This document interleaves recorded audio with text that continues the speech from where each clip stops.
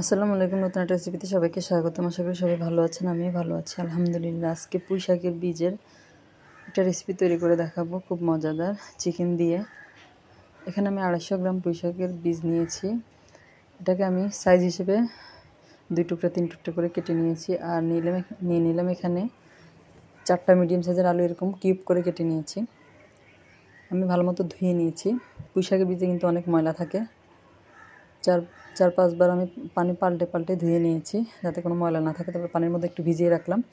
আর লাগবে এখানে আমার মুরগির বুকের মাংস 1 পিস থেকে একটু বেশি। এটাকে আমি ছোটো ছোটো টুকরো করে কেটে নিব। আর বুকের মাংসরই সামান্য আরেকটু, এই 1 পিস মাংস দিয়ে কিন্তু রান্নাটা হবে। আর খেতে কিন্তু অসম্ভব মজা লাগবে।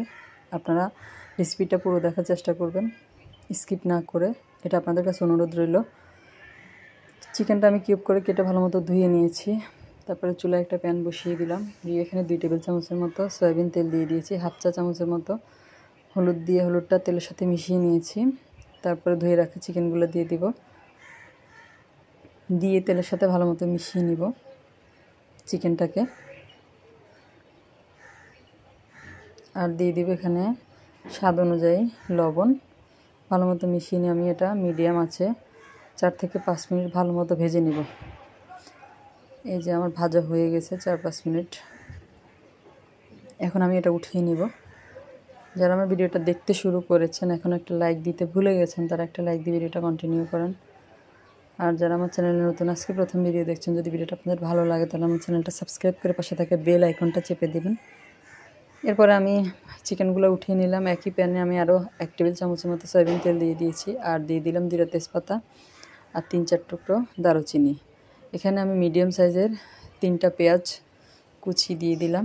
দিয়ে পেঁয়াজটা আমি তেলের সাথে 2 মিনিটের মতো একটু ভেজে নিব, যাতে পেঁয়াজের কাঁচা ভাবটা চলে যায়। এ পর্যায়ে দিয়ে দিব আদা রসুন বাটা 3 চা চামচ, দিয়ে একটু মিশিয়ে নিব। এরপরে দিয়ে দিব 1 চা চামচ হলুদ গুঁড়া, 2 চা চামচ মরিচ গুঁড়া। এই পুঁই শাকের বীজটা একটু ঝাল ঝাল হলে খেতে ভালো লাগে, তবে আপনারা আপনাদের টেস্ট অনুযায়ী দিবেন, যেহেতু চিকেন দিয়ে রান্না করছি। তারপরে সামান্য একটু গরম পানি দিয়ে আমি এই মশলাটা একটু কষিয়ে নেব। এই যে মশলাটা কষানো হয়ে গেছে, তেলটা ছেড়ে দিয়েছে। এ পর্যায়ে এসে আগে থেকে কেটে ধুয়ে রাখা পুঁই শাকের বীজ ও আলুগুলো দিয়ে দিব। দিয়ে ভালো মতো মিশিয়ে নিয়েছি। এখানে আমি স্বাদ মতো লবণ দিয়ে দিব। আর দিয়ে দিব ধনিয়া ও জিরা গুঁড়া একসাথে করে নিয়েছি, ওটা 1 চা চামচ দিয়েছি, ধনিয়া আর জিরা গুঁড়া দিয়ে আমি এটা ঢাকনা দিয়ে ঢেকে একদম মিডিয়াম লো আছে 5 মিনিট আমি এটা কষিয়ে নিয়েছি। এই যে আমার কষানোটা ভালো মতো হয়ে গিয়েছে, তেলটা ছেড়ে দিয়েছে, দেখে আপনারা বুঝতে পারছেন। এর পর্যায়ে আমি এখানে 2টা টমেটো দিয়ে দিব, মিশিয়ে নিচ্ছি।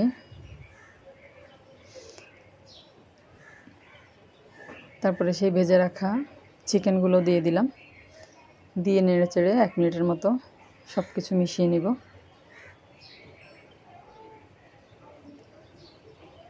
আর এখন দিয়ে দিব